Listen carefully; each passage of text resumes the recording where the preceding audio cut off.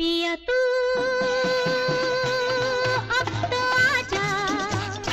এই গানটি শুনেছেন নিশ্চয়ই। এটি ছাড়াও দম মারো দম, চুরা লিয়া হে তুমনে এমন অসংখ্য কালজয়ী গান এই শিল্পীর কণ্ঠে পেয়েছে নতুন জীবন, যে কণ্ঠে প্রজন্মের পর প্রজন্ম খুঁজে পেয়েছে প্রেম, বেদনা আর জীবনের সুর।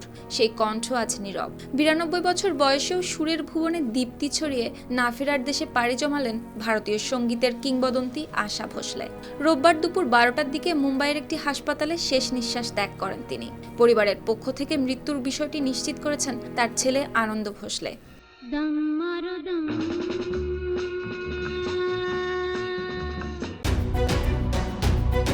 দেড় যুগ ধরে ভালোবাসার নিড়ে এসিআই পিওর সল্ট। ভারতের মহারাষ্ট্রে জন্ম হলেও তার খ্যাতি ছিল বাংলাদেশেও, তাই তো তার মৃত্যুর খবর দ্রুতই ছড়িয়ে পড়ে দুই বাংলাতে। জানা যায় 11 এপ্রিল সন্ধ্যায় হঠাৎ অসুস্থ হয়ে হাসপাতালে ভর্তি করা হয়েছিল তাকে।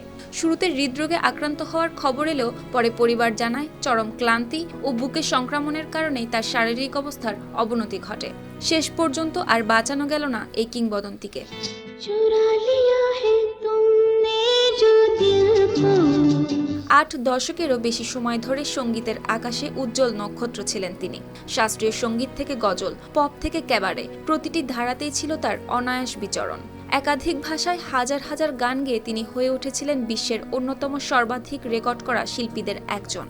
বাবা দীননাথ মঙ্গেশকর ছিলেন শাস্ত্রীয় সঙ্গীত শিল্পী। ছোটবেলায় বাবাকে হারানোর পর বড় বোন লতা মঙ্গেশকরের হাত ধরে শুরু হয় তার সংগ্রামের পথ চলা।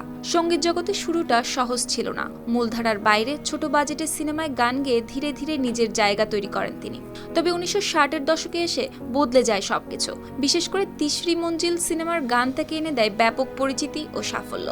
দীর্ঘ ক্যারিয়ারে পেয়েছেন অসংখ্য সম্মাননা, দাদা সাহেব ফালকে পুরস্কার, পদ্মবিভূষণ সহ জাতীয় ও আন্তর্জাতিক বহু স্বীকৃতি। তবে তার সবচেয়ে বড় অর্জন ছিল শ্রোতাদের ভালোবাসা।